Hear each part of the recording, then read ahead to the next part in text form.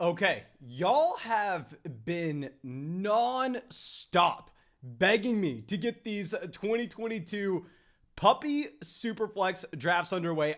I'm not going to waste your time. I know what y'all are waiting for. Yes, we are in a new studio. Yes, I have finalized the move to Austin, Texas, and we are finally back. Y'all know I went to school here, so happy to be back. And we are pulling the 102, so it looks like we are going to end up with Patrick Mahomes.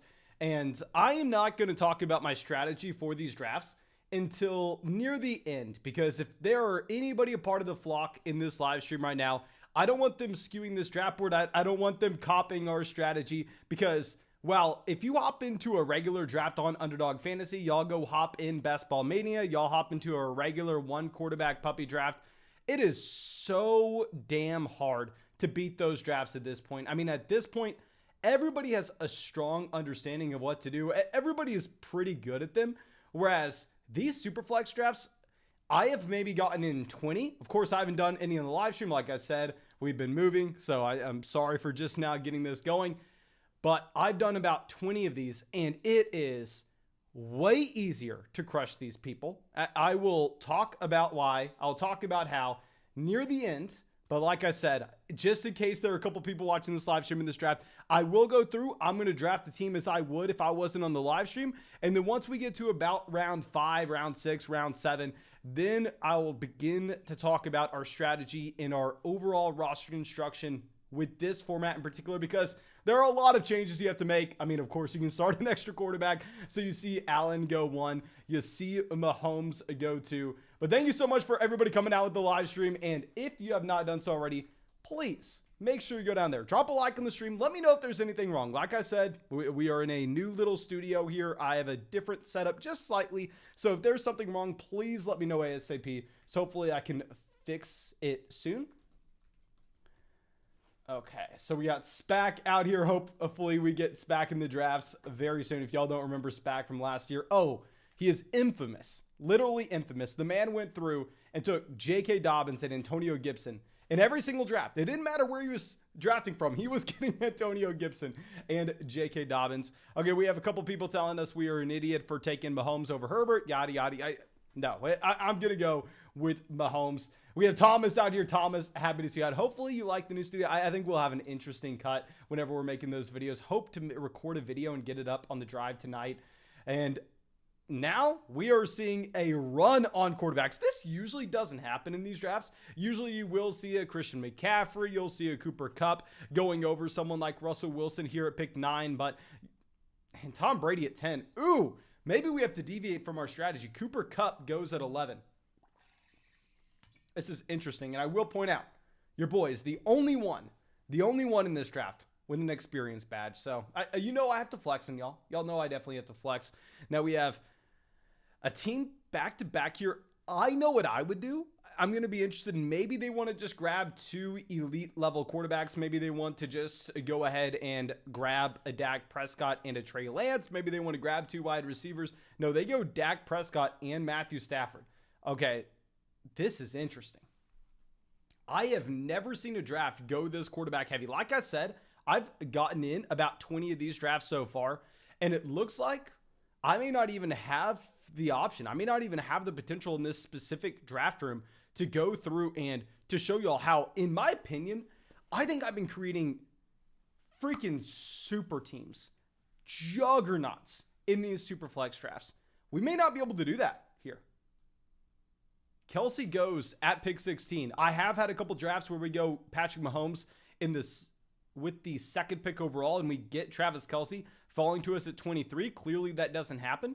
Maybe we end up getting someone like Jamar Chase making it back to us.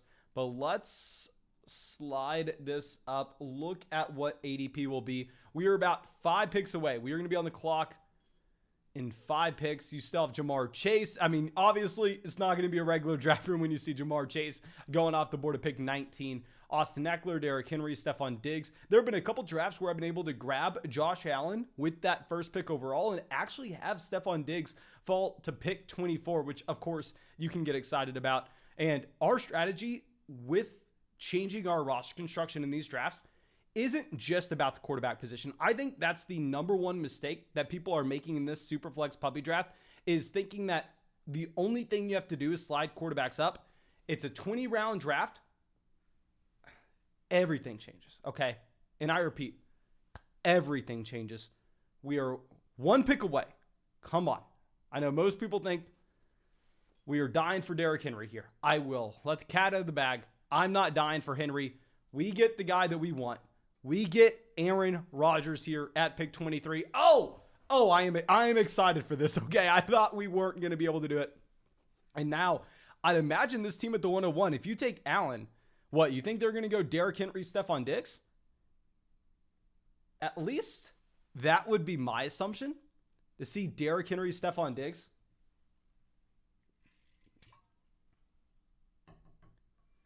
Okay, Derrick Henry. Let's see where they go. Do they go ahead and grab that wide receiver? I know some people are probably thinking that start of Josh Allen, Derrick Henry, Stephon Diggs is a super team. It's a very good start, but I'm going to do what I do in almost every single one of these drafts. And I hate to put this out on live stream because I feel like, honestly, drafters are eventually going to adjust. We are going 3 quarterbacks in a row. Okay, let me talk about the difference in this Superflex draft versus the Superflex drafts that we do on our Dynasty channel. Y'all know, I mean, my favorite form of fantasy football is Dynasty Fantasy Football. This is not Dynasty. And in Dynasty Fantasy Football, which I have played Superflex formats since like 2015, you definitely bump up quarterback value. But here, quarterbacks are even more valuable. They are more valuable here in this format. And the reason for this is if we go ahead and you do some simple math, we just get out this little calculator and we go, okay, here you start 1 quarterback, 2 running backs, 2 receivers, a tight end, a flex spot, and then a super flex. You have 2 out of 8 spots in your starting lineup from the quarterback position.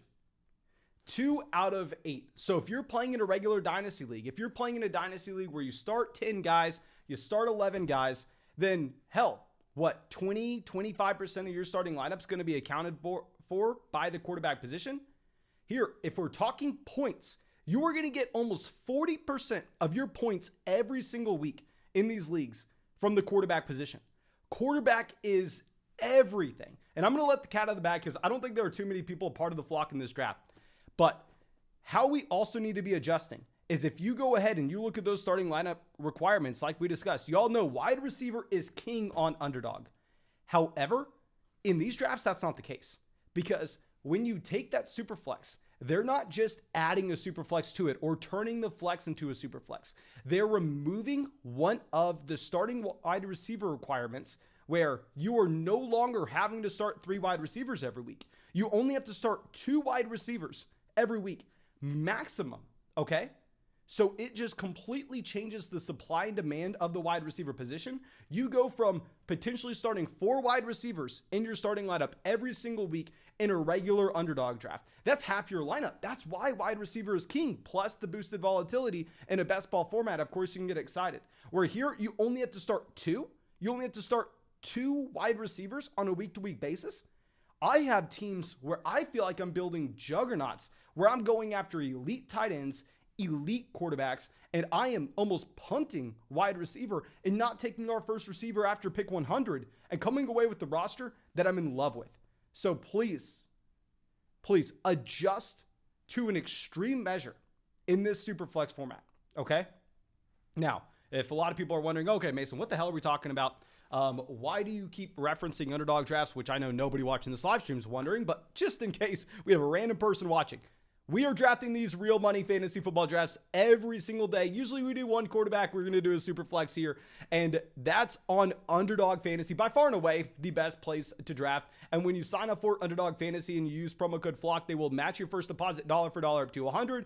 You'll get my rankings, my dynasty rankings, my dynasty rookie rankings. So you can get into drafts with us in the live stream. Go get into drafts at any part of the day, at any time. You're getting paid to play fantasy football. There's nothing more fun on this planet than these underdog drafts. Please go take advantage. But let's go through and let's check the chat real quick.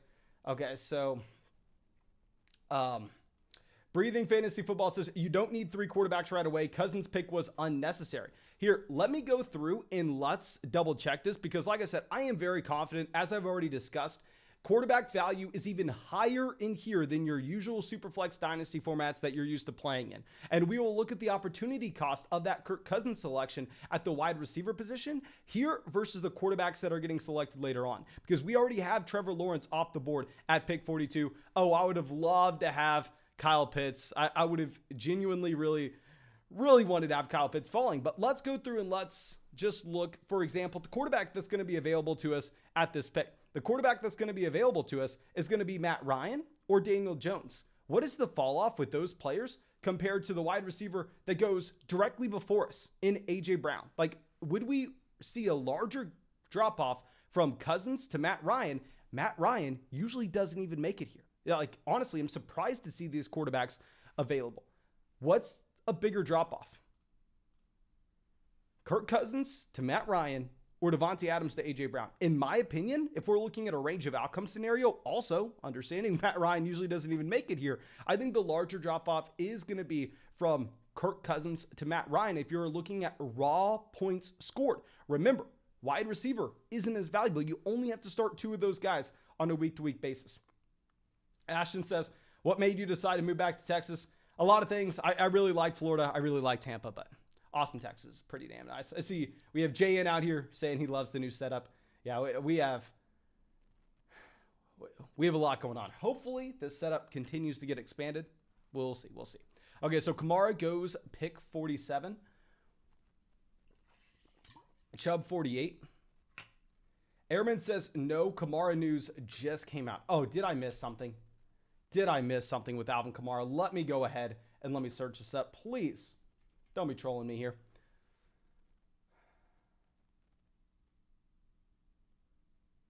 Oh, dear God. I did not see this. Is this real? I only see one report.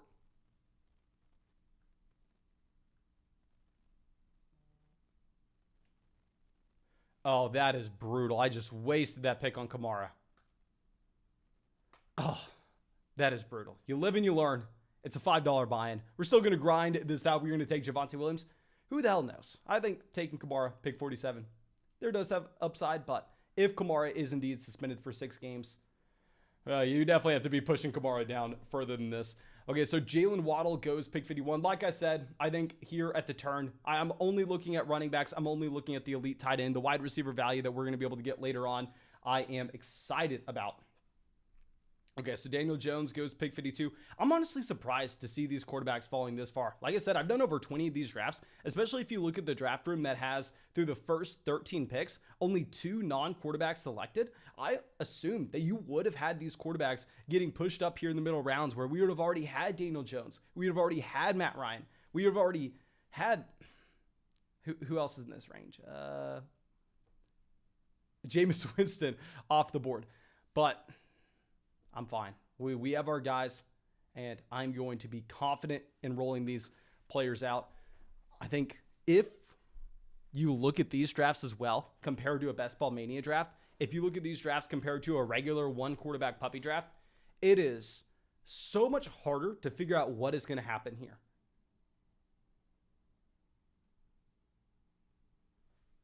So much harder to figure out what is going to happen here. Like if you go through and you do, say, 100 of these drafts, I think the average range of outcome on, say, where Joe Mixon goes in this draft is going to be significantly wider here, where you could see Mixon go at the end of the 2nd. You could see Mixon go almost at the beginning of the 4th. Whereas, if you're in that 1-quarterback puppy draft, if you're in that 1-quarterback Best Ball Mania, you know exactly where he's going. I mean, I would jump in the water right now in these drafts to try to take advantage of, in my opinion, a pretty bad set of ADP, whereas usually in these underdog drafts, the ADP is very strong, very strong.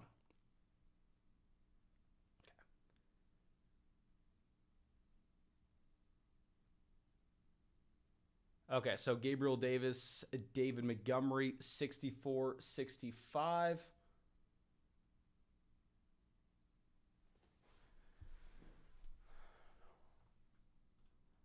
What are we looking at? I've never seen Ryan fall this far. I'm going to take Matt Ryan if he falls to us. Like I said, in a regular Superflex league that we're all used to,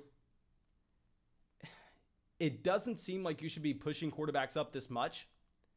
But if you just look at the numbers of a starting lineup that only has 8 total spots, and 2 of those being quarterback, your win rate is going to be dictated so heavily based on that quarterback position. Where if Ryan falls here, I'm going to go ahead and take Matt Ryan. Hopefully, news didn't just come out about Matt Ryan that I didn't see, but we'll figure that out by the chat. Okay, so J-Cats, let's see where they go. I'm honestly probably going to go quarterback regardless. Here goes Zach Wilson. Hopefully, news about Matt Ryan didn't just come out that we don't know about. And I know so many people are going to hate this. And I will admit, 100%, if we knew Matt Ryan's falling to pick 71, no way in hell I'm going to go ahead and take Kirk Cousins where I did. 100%. I think that based on this Matt Ryan value, that Kirk Cousins selection was bad. But like I said, these drafts are very hard to predict. They are very volatile. We'll get more of these going on the live stream. I've done so many of these that it's surprising to see Ryan fall here. But regardless, I'm happy with it. Let's figure out where we're going to go next. Jared Goff goes pick 72. Joe says, Matt Ryan just got busted for the big ol' H. Oh, that's tough for Ryan. Now I understand why he's here. Okay. So after this, I think Dobbins is going to be my pick. I know everybody hates to hear that. And if it was a regular underdog draft, there's no way in hell I'm considering Dobbins. No, we're going to go with the wide receiver. We're going to take Jerry Jeudy. But when we only have to start 2 wide receivers here, the scale is tilted. It's a completely different draft. Whereas y'all know I am waiting on our running backs in a regular underdog draft. I am trying to get wide receivers early, and I'm trying to get a ton of receivers at the same time. Where here, if we only have to cycle through 2 wide receivers, I'm just trying to get players who can score the most points. That's the only thing that matters, because supply and demand isn't really going to be hard to come by. Like, you have an adequate supply of almost every single position outside of quarterback, in my opinion. So if we're going ahead and we're looking at this and we're just saying, you know what, raw number of points, that's almost the only thing that matters here when we have the flexibility in this lineup and we don't have rigid roster requirements. Give me the raw number of points. So if we think that Dobbins is going to outscore Jerry Jeudy, which if I had to make a bet who scores more points in a half PPR format between J.K. Dobbins and Jerry Jeudy, I think it is J.K. Dobbins. We're going to take Dobbins here, continue to punt wide receiver down the road. Okay. Let's see this. Jerry Jeudy goes 78. Rashad Bateman 79.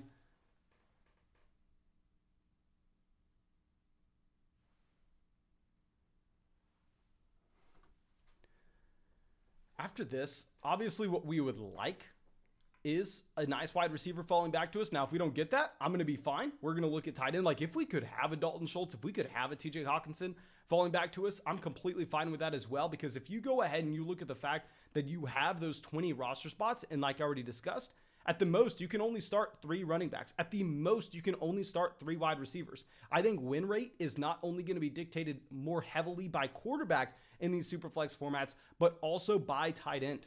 Just inherently, when those other positions you do not need to be as deep with to get away.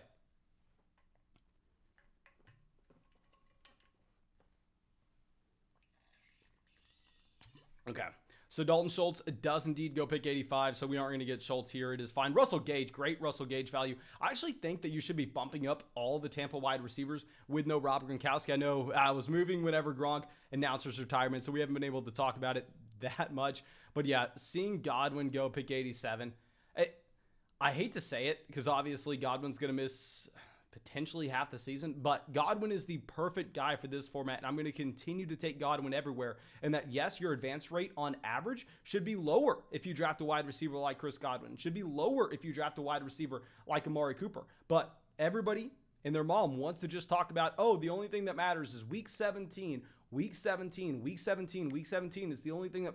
However, they say that, and then on the opposite end, they don't go ahead and optimize for drafting players that may not necessarily be high owned during the very end of the season, like those players that will be injured at the beginning of the season, someone like Godwin, or someone who may not have their quarterback like Amari Cooper or DeAndre Hopkins, who's going to be suspended. However, when we do get to that playoff tournament at the very end where there's that real money on the line in these best ball tournaments, hell, they're going to be low owned. They're going to have elite ceilings. What else could we ask for? Seriously. What else could we ask for? Okay, so let's see. This team has Justin Fields, Davis Mills at quarterback. Elite level running backs, though, with Jonathan Taylor, Najee Harris. They have Kyle Pitts at tight end as well. They go Kenny Pickett as their third quarterback. Okay, so I think at this point, we would want Thielen to come in and stack with Kirk Cousins. I've had a ton of Kirk Cousins and Adam Thielen stacks here, mainly because I am reaching on Cousins in the third round, to be completely honest, in a lot of these drafts. Okay, so fear on the clock. Let's see what they do. They go Hawkinson. We were wanting Hawkinson as well. We wanted to get greedy and grab both of those players, but it is what it is. This team goes Elijah Moore. So should we just lock in Adam Thielen, or should we go with someone like an Amari Cooper, like we were talking about, a low advance rate player, because he's going to lack production at the beginning of the season? But if you have Watson coming back at the end of the year, Amari could be good enough. You know what? We are going to do that. We are going to go with Amari Cooper here. And then we are going to hope that we get Adam Thielen on the way back around. If we don't get Adam Thielen, we're going to be looking at Elijah Mitchell. And if we don't get either one of those players, I have too much Michael Thomas. I cannot stop drafting MT, but there I think we could pivot off and go London instead.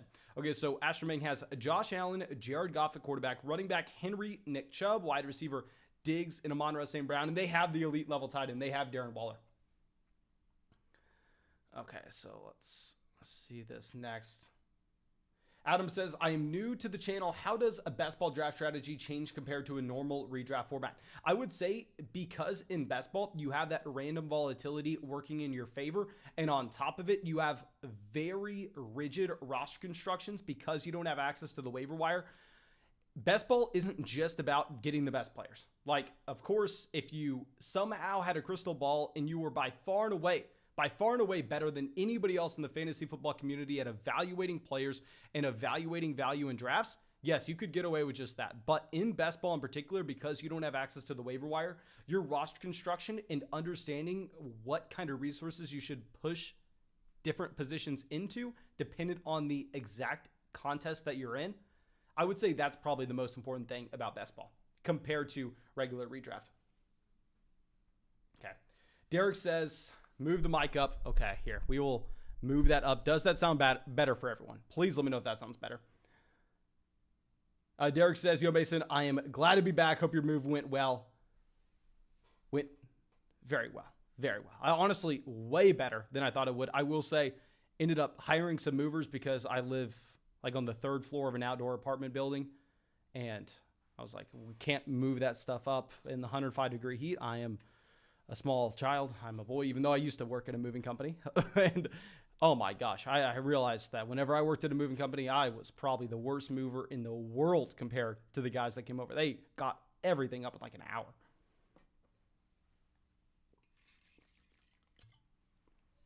Okay.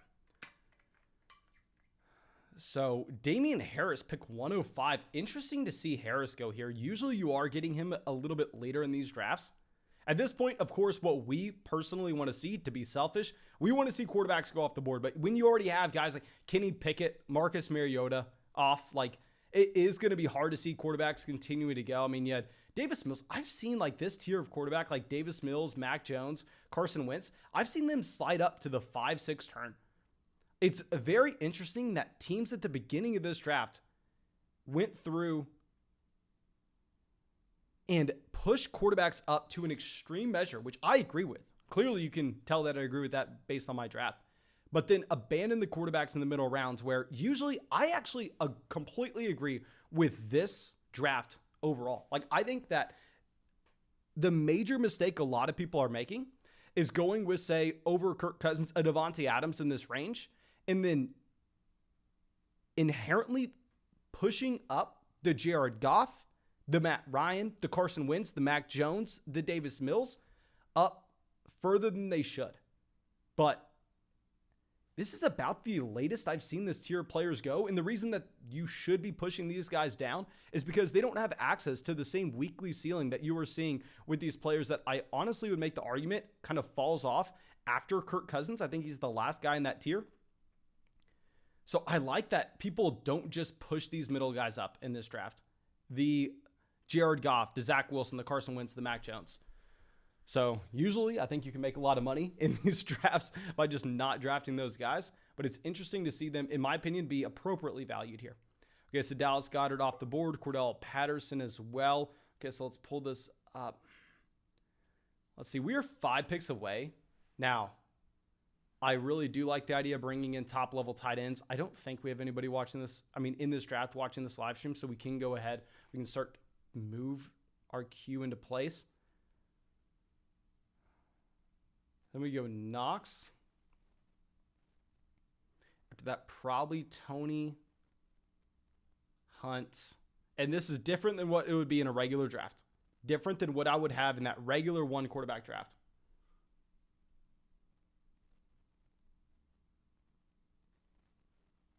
Because in a regular 1 quarterback draft, I think I'm taking Lockett here over Hunt. Probably not even pushing Knox up this high if I don't have Allen. Okay. But let's see this. Sky Moore 116. Tony off the board 117. Let's see if we end up getting Dawson Knox. I do want tight ends that have access to weekly spike weeks, which Dawson Knox does just based on the environment that he's playing in Buffalo and how many passing touchdowns there'll be to go around. Yeah, Hunt off the board. So let's go ahead and let's take Dawson Knox here at 119. We're still going to draft 3 tight ends. I think in a 20-round draft here, we are having to draft 3 tight ends.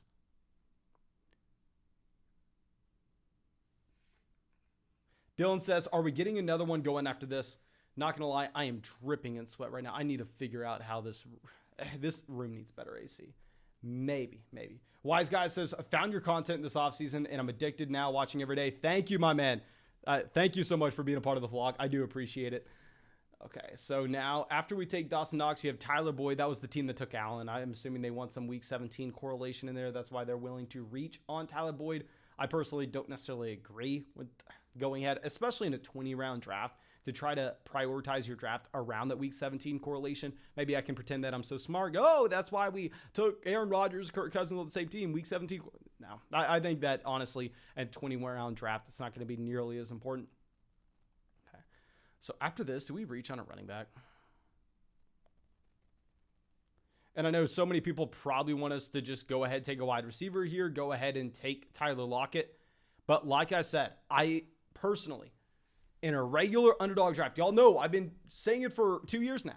A wide receiver is king based on roster construction, based on the weekly expectation. If you hoard the position, you can have 4 in your starting lineup every single week. And at the minimum, you have to have 3. So if you punt wide receiver, you will be punished in a regular underdog draft. Here, they can't punish you in a regular underdog. They can't punish you at wide receiver in these super flex drafts simply because you only have to start 2. So if I'm looking at this going, hell, the range of outcomes on a running back like Melvin Gordon here isn't far off of a Tyler Lockett. And I think we can find wide receiver value a little bit later on. Yes, we only have 2 wide receivers. Yes, we only have Amari Cooper. We only have Adam Thielen. But I don't care. I'm going to continue to punt off wide receiver, take this running back value, and adjust for the format that we are in. Like I said, going back to the question that we had previously, like what's the big difference between best ball and a regular redraft league? I would say this is the difference in all fantasy football. All fantasy football is making sure that you're maximizing your roster construction for your specific format that you're playing in. But it's so damn important here.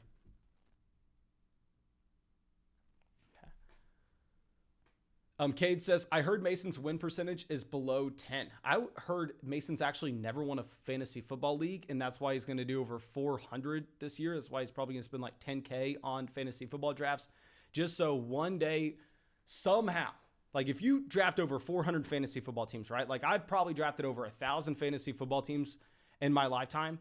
And I've made the championship before. Don't get me wrong. I've made the championship, but I've never actually won a league, So I'm just having to pour everything that I have in. And one day, somehow, maybe I can get lucky into winning one of these leagues. That would be fantastic. That's what we have to hope for. Okay, let's go ahead. Let's blow my life savings on fantasy football drafts this offseason. And let's hope that somehow, some way, I can come away with one victory. Oh, that would be beautiful. That would be beautiful. But after we take Melvin Gordon, we do have some tight ends go in the middle rounds here. Interesting to see Cole Kmet go at pick 126. Why do they go Kmet? I'm not a big fan of this roster construction overall.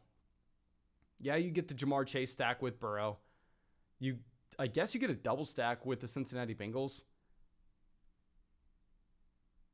Pittman, James Conner, Deontay. I love me some Deontay Johnson. I feel like the failure here is to take Deontay over one of these quarterbacks. I feel like you take Matt Ryan, pick 67. I'd be so much happier about that. Okay, so Robert Woods, pick 132. Jimmy G, pick 133. I actually really like the Jimmy Garoppolo value if you're looking at it. Same thing with Baker Mayfield. Like if we're looking at the range of outcomes, assuming that these two quarterbacks are starting this upcoming year, which I'd imagine if you look at Carolina, if you look at Seattle, can we say that Baker and Jimmy Garoppolo are more than likely to be starters this upcoming season? Like in this draft in particular, as I already mentioned, the Davis Mills value is fine. The Mac Jones value is fine. The Carson Wentz value is fine. But in the majority of these drafts, I'm seeing these guys get pushed up to being drafted in the 5th round, which is why I love drafting our quarterbacks early. But if you're looking at, say, a Jared Goff going in the 5th versus Baker Mayfield, Jimmy Garoppolo, pick 133, 134, I think that there is, in this draft in particular, it's not the perfect example because teams were smart about avoiding those dead zone quarterbacks. But I think it makes a lot of sense to almost just punt those low-end quarterback 2s that we know have guaranteed starting jobs to get those quarterbacks a lot later on. Okay, so Desmond Ritter goes pick 140. Obviously, we're not looking at quarterback. We're never even thinking about a quarterback here. We are going to take someone who apparently is dropping balls in training camp, as if I freaking care. You know who was dropping balls in training camp last year?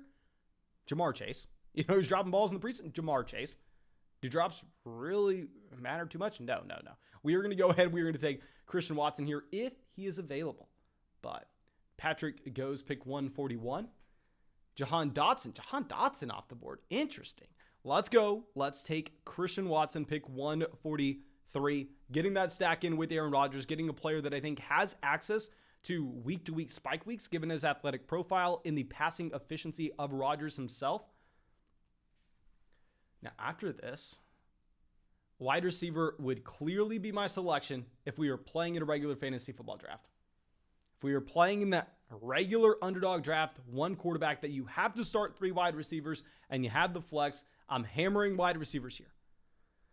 But I may actually pivot over. I may actually grab a tight end because I want access on a week-to-week basis of an elite tight end, okay? And of course, that's not something we're guaranteed with this selection, but we are putting ourselves down the right pathway. Some people could make the argument, oh, Mason, you took Kirk Cousins here. You need to go ahead and you need to take Irv Smith Jr. Some people can make the argument, oh, Mason, you took Aaron Rodgers. You got to take Robert Tonyan. To be honest, it's a 20-man roster. I think getting those stacks, while yes, important, I'm not going to be reaching for them, especially when we already have those stacks with Adam Thielen for that Vikings offense, with Christian Watson for that Packers offense. So instead, we are just going to take the best tight end available on the board right now. We are going to go ahead and take Mike Gesicki, pick 146, and we are still going to take a 3rd tight end. Like I said, you have to start a combined 5 running backs and a combined 5 running backs and receivers on a week-to-week basis in this format.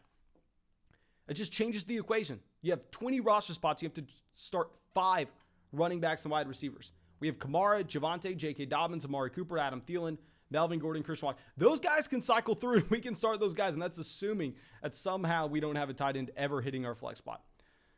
So we are going to grab Gesicki. We are going to pass on the quote-unquote wide receiver value. It just to continue to try to build up that tight end room, build up our quarterback room, and punt receiver. Like, next draft we get, if we go best ball mania after this, I promise you, we're going to hammer in those receivers here. And let me know if y'all disagree with me in the comment section. Let me know. Dominic says, when's the next Dynasty question stream? I'll go ahead. I'll get a Dynasty Q&A going tomorrow. I just had to take, how many days did we take off the live stream? 4 or 5? Hey, y'all gotta admit, that's impressive. Move across country, take 4 days off the live stream, still have videos coming out every single day.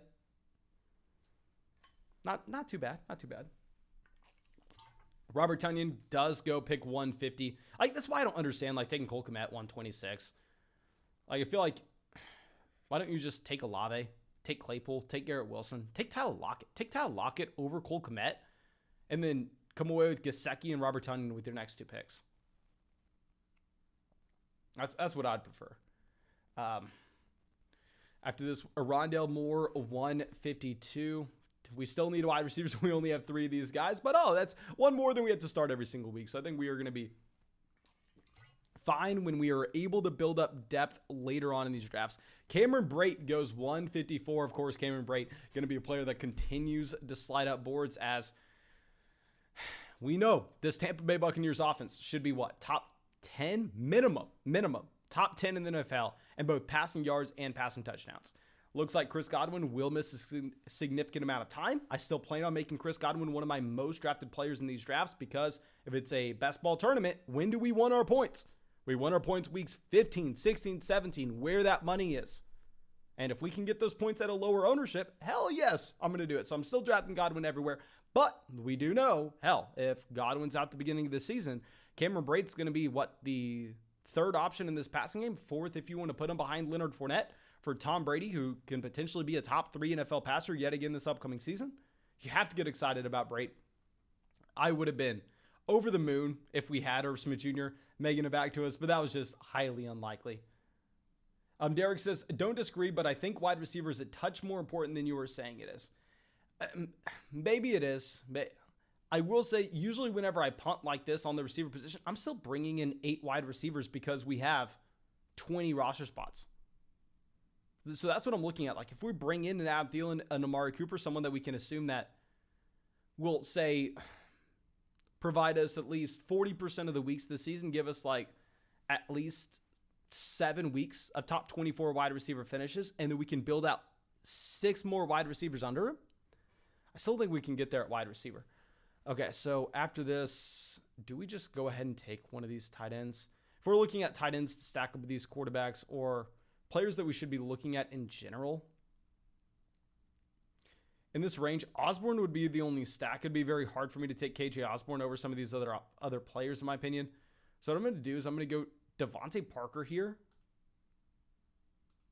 We'll go Devontae Parker, pick a 167 as our wide receiver 4. I would like to get Hunter Henry on the way back.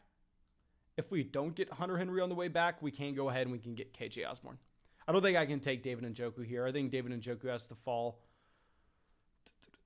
Let's see what this team has. This team has 5 running backs: Derrick Henry, Nick Chubb, Miles Sanders, James Cook, Dameon Pierce. Wide receivers a lot better than ours: Stephon Diggs, Amon-Ra St. Brown, Michael Thomas, Tyler Boyd, Michael Gallup. They have the elite level tight end Darren Waller. They have Allen and Jared Goff as well. Could they go quarterback? You have Locke and Malik Willis. Malik Willis, I will say, if you're going to grab a quarterback extremely late in these drafts, I do like the idea of going with Willis, because we know, maybe he's not likely to start, but if he does start, he's going to be a top 15 quarterback. If you look at his rushing production in college, he will be that top 15 QB.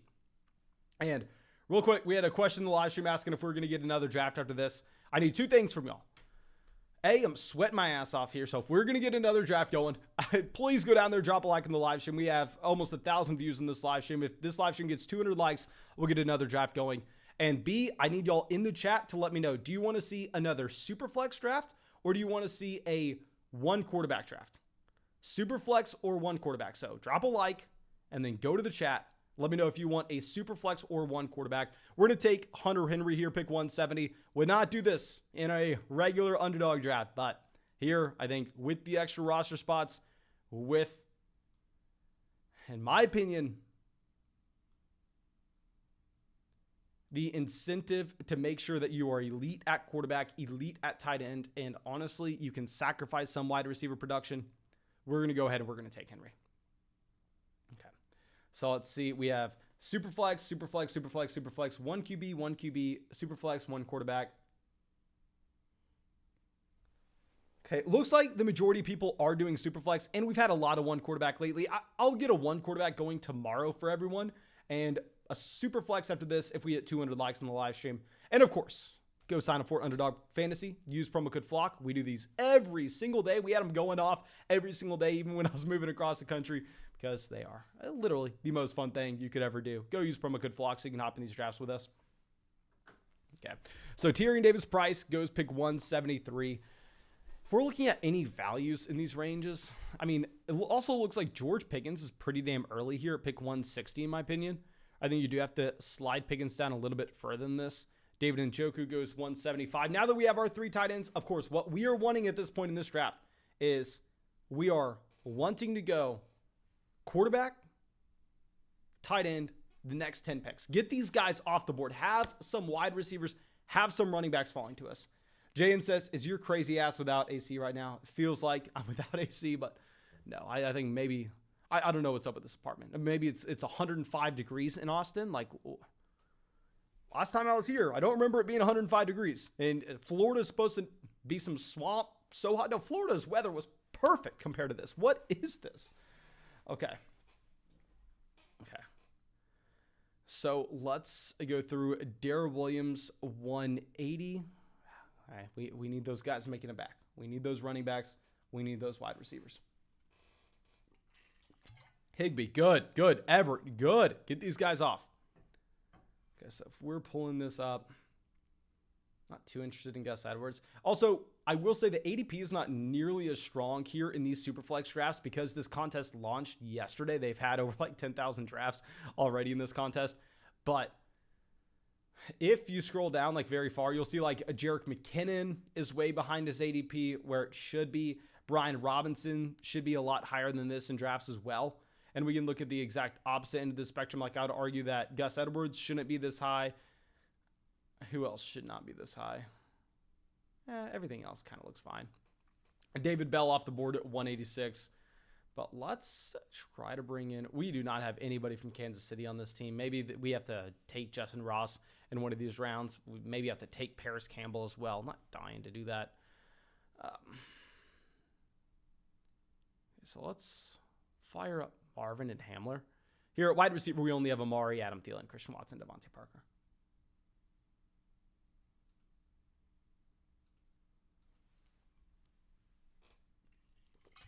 Mr. Steph says, how long have you been doing fantasy football? Started playing fantasy football probably in like 2009, 2010. I would say whenever I dove like head first and like got obsessed with dynasty fantasy football in particular, when I started playing in 20 plus leagues a year and actually have some real buy-ins attached to those, I would say that was 2014. So almost 10 years now, which is crazy to think about.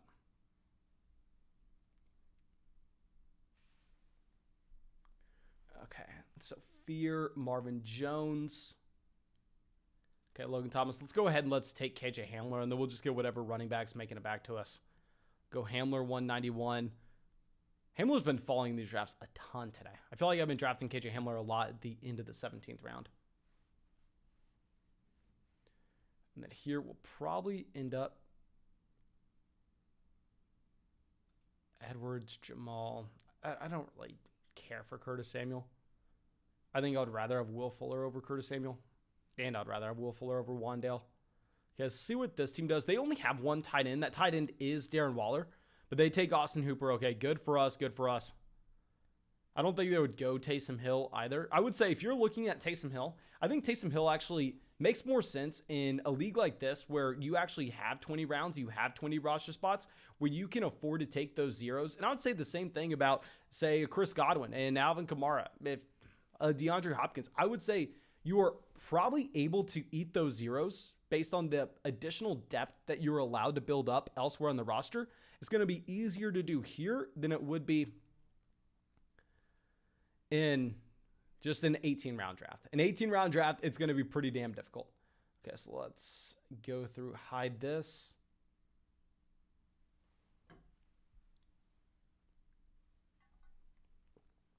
Dylan says, Mason, do you already have your 101 for the 2026 rookie draft class? Oh, my man, I've been grinding. I've been visiting all the local high schools. I've been going around trying to figure out who our guy's going to be. But apparently, the Fantasy Flock Network doesn't give you good enough credentials to get into any big high school football games. So sadly, no. Sadly, I do not, my man. Okay, so we have Jamal Williams, 196, Julio Jones, 195. All we're hoping for is we get quarterbacks and tight ends off. And it is crazy, like, going back to what I was saying, I can't do it. We already have 4 quarterbacks. But if you were looking at taking quarterbacks late, the play is to take Malik Willis here at the very end. Like, you can afford one of these picks. Like, realistically, what are the chances that Gus Edwards never scores a point for us in the starting lineup or never makes a real impact? Chances are pretty damn high. Like, pretty much every player that you select in the last 3-4 rounds of these drafts has a good shot at just being a non-factor. And if that's going to be the case, hell, might as well swing for the fences. Might as well go for someone like Malik Willis and say, okay, if Tannehill goes down, Tannehill's injured, or somehow, some way, they're so damn bad without A.J. Brown that he gets benched, which is unlikely. I think that you probably don't have Malik Willis starting this year. But if you were to start, he probably starts at the end of the year as well. That's when the playoff tournament is. I think Malik Willis is a pretty good pick here. I personally can't take him. Thomas says he likes Geno Smith at the end. I would say, what did Geno Smith look like when he started last year? Let me pull this up because I remember him not running the ball. And I was a little surprised by that. But let me see if I'm just misremembering. Okay, Geno Smith, how many games did he start? Geno Smith started 3 games last year. I could have sworn he started more than that. And in those 3 games, he totaled 42 yards rushing. So yeah, he's averaging like 10 rushing yards a game. So that's why I would say, like, I do prefer like Willis over Geno Smith. Like, maybe Geno Smith has a better shot to actually be a starter. But I don't think any quarterback you take in this range, you're expecting to be a good quarterback. I don't think you're expecting any of these guys to be above average in their passing yards, passing touchdowns, or anything of the sort. So if we're taking someone, I just care about their rushing upside in this range. Now, Sammy Watkins goes 206. Dylan says, we missed the Manning reference, my man. I know you set me up with the alley-oop. I was almost there with it, but I had already gone down the path of the high school football joke, which I was too far down. I was too far down. There was no coming back. Okay, so now Will Fuller is still available. I would happily take Will Fuller here. Jerick McKinnon does go off the board, so that is one more player that we really can't be looking at. Okay, I'm not dying to take Paris Campbell in too many of these leagues. If you don't know much about Paris Campbell, this is a wide receiver that came out in the 2019 draft class, drafted in the 2nd round out of Ohio State, was more productive than Terry McLaurin, was drafted higher than Terry McLaurin in that same draft class. And he was younger. He was more, I don't want to say he was more athletic. He was highly athletic. I would have to look it up. I think he ran, okay. If I can remember this from 2018, you'll have to admit I am the fantasy football goat. I believe he ran a 4.31 40-yard dash. I'm looking this up. Let's see. I think here's my guess, okay? We are going to go Paris Campbell, 4.31 40-yard dash. Terry McLaurin, 4.33, okay? This is my guess from 2019 draft class. I apologize. We got the Paris Campbell. Okay, and I know nobody cares about this, but just the flex on y'all with how this is the only thing that I think about. This is the only thing that occupies my mind 24/7. Okay, I was wrong about Terry McLaurin. We got the 40 time right for Paris Campbell, 4.31. Terry McLaurin, we said 4.33. He ran a 4.35. So, sorry, we were off by 2. Okay, here, Mark Ingram, 2.14. Oh, dear God. If Kamara is indeed suspended 6 weeks, Mark Ingram's a smash here. So let's go ahead. Let's take Will Fuller. And after we take Will Fuller, we are going to take either Donta Foreman or we are going to take Brian Robinson. If those two guys are gone, I'll probably go Hassan Haskins. I'm not really drafting Zamir White at all. Like, Zamir White, in my opinion, has access to no upside whatsoever. Like, even if Jacobs were to go down, I think you do have Kenyon Drake split in that backfield with Zamir White. And Zamir White is an undersized player that didn't catch passes at Georgia. Like, he has no passing game upside whatsoever. Okay, Isaiah McKenzie goes. Okay, we'll go ahead. We'll take. Actually, spin in the chat. Do you want Donta Foreman or Brian Robinson? Kind of like the idea of taking Brian Robinson. Yeah, we're going to go Brian Robinson instead. Okay, so let's pull this draft board back up.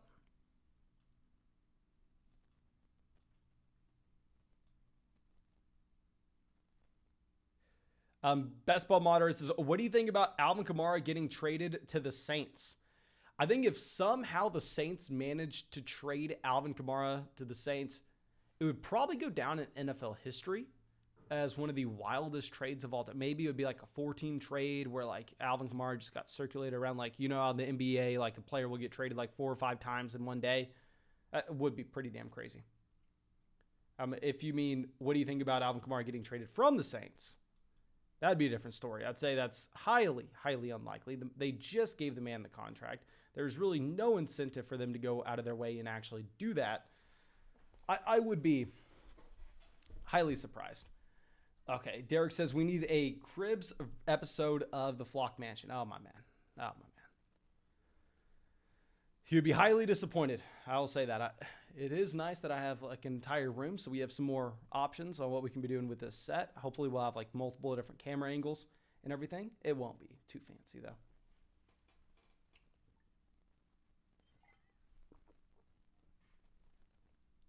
Okay, so Kenyon Drake, 224. Donta Foreman, 222.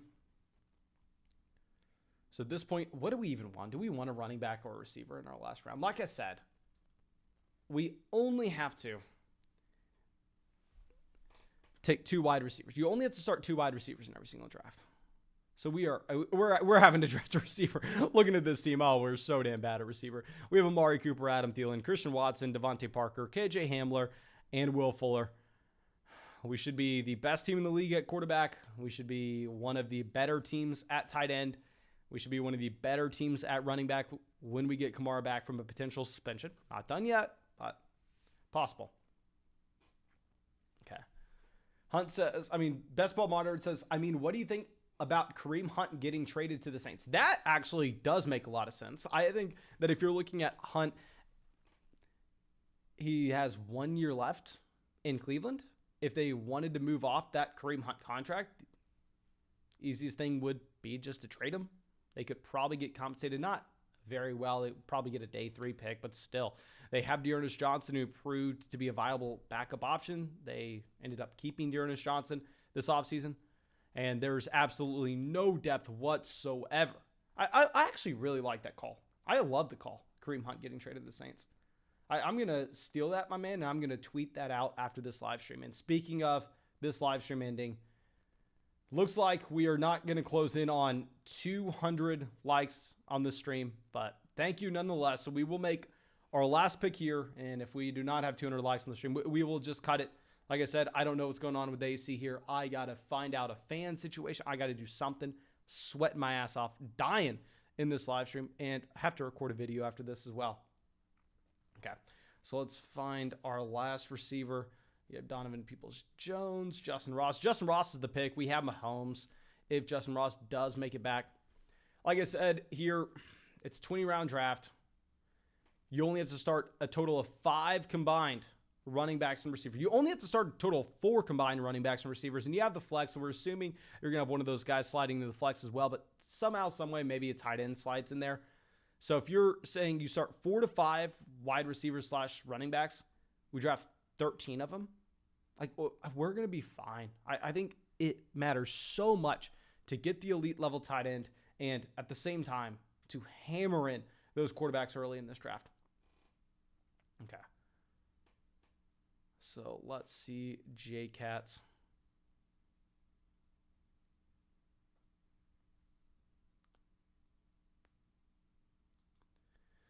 We're just going to go ahead and take Justin Ross. If he takes Ross, we're going to go Donovan Peoples-Jones. He took Tyler Conklin. Let's fire up Justin Ross projected to score 3,200 points, but that doesn't matter. But what does matter is you're a part of the flock.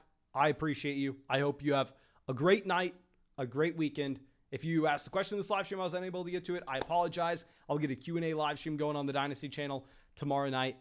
But thank you again. And yeah, I hope you have a great day. If you want to join our next draft, find the link in the live stream, find it in the live chat, yada, yada, yada. Underdog Fantasy. Ton of fun. We do it every day because it's a ton of fun. Promo code FLOCK. You get our rankings, bunch of crap, and they'll match your deposit, so you're getting paid to play.